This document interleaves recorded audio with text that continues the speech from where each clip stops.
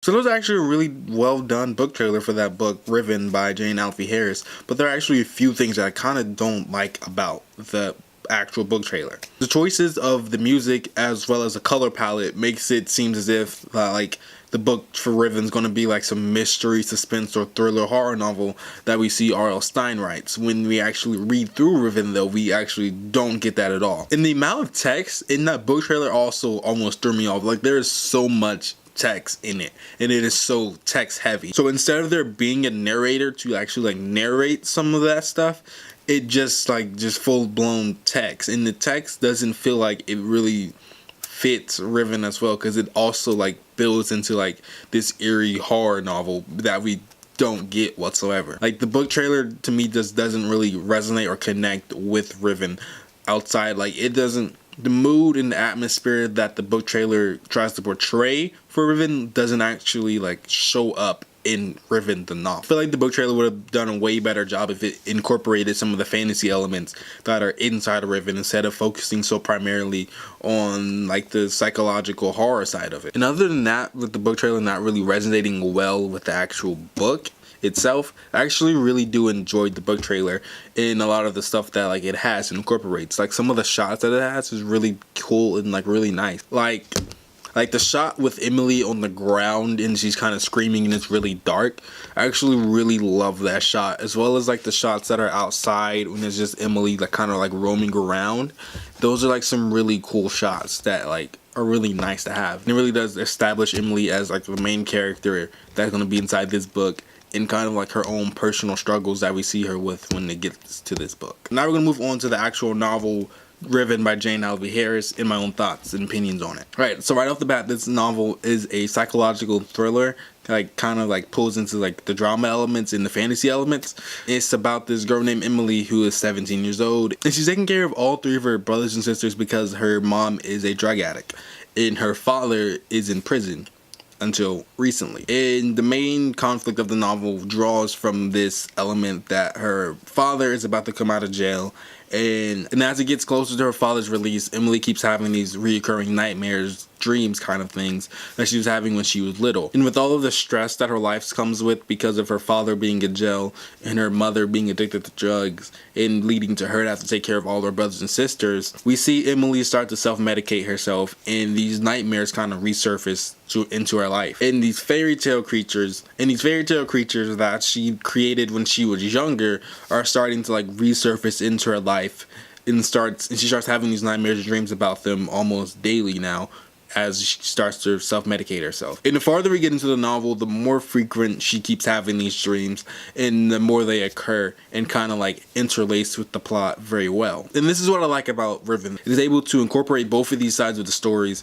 with these fantasy characters in this fairy tale land, as well as like the real world with Emily's own problem. And this whole role of escapism playing a huge role in the plot of this novel does a really good job, as we see Emily constantly trying to escape into this fantasy world where she doesn't have to worry about her everyday problems, but in this fantasy world the problems are actually trying to resurface itself. And his novel is pretty short, just above 200 pages, to be balancing both of these plots, but it does it so well. As it's trying to balance these two plot elements, we start to lose a lot of other elements of the story. Like, for instance, there's barely any description in the entire story, and you would think as we move into like this fantasy world and this fantasy realm, we would get more description of like what it is and what is going on. There isn't really any description whatsoever once we get to this fantasy realm. You would think we would get more like world descriptions of how the world looks in this fantasy realm, or if there are trees, or if there aren't trees, and if like it's grand, or like if it's like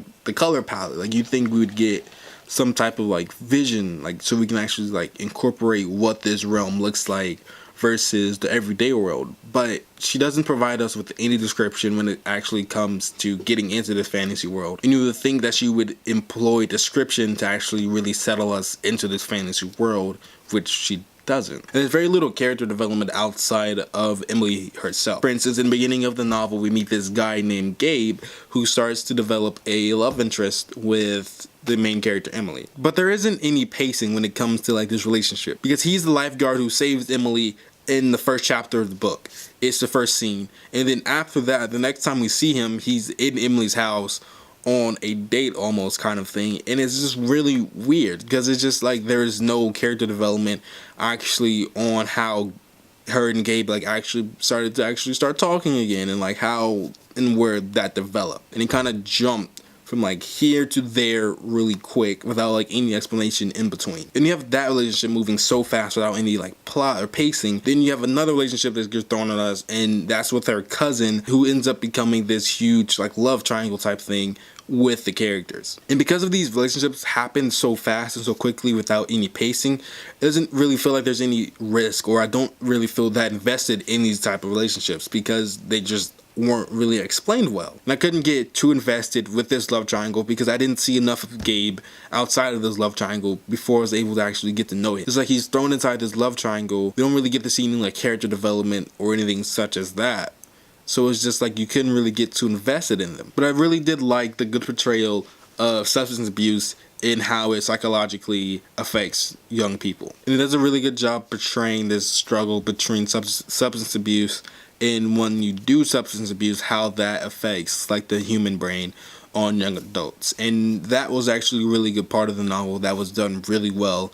And we can see that with like this fantasy elements that Jane Alvey Harris employs. This novel didn't really resonate with me because I wasn't that invested in the characters. And I feel like if I was invested in these characters, then I would actually enjoy the novel a lot more than what I did. Since there was no investment in the characters, it was just a meh novel for me. And I really just feel like this is just a solid novel rather than a spectacular piece. I do recommend this novel to people who are interested in psychological novels, as this one deals really heavily with the psychological effects of substance abuse on young adults. And if you're into that type of stuff, then you'll be able to resonate very well with this novel, Riven. And if you're not really into psychology and how it affects people's minds, then you probably wouldn't really like this novel, and I can't really recommend this novel to you. But if you read this novel, you can comment down below your own thoughts and opinions on it. I would love to hear it. Or if you have any recommendations for psychological novels, you can actually comment those down below in the comment section too.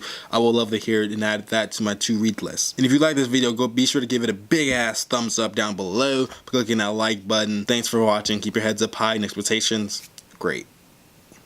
Hey you haven't nominated to watch even more of my videos, clicking one of these little hovering alien buttons right over here in this direction, or you can go big and hit the jackpot by hitting that little subscribe button right over there ish, somewhere over here, I don't know, like somewhere over here, there, click it.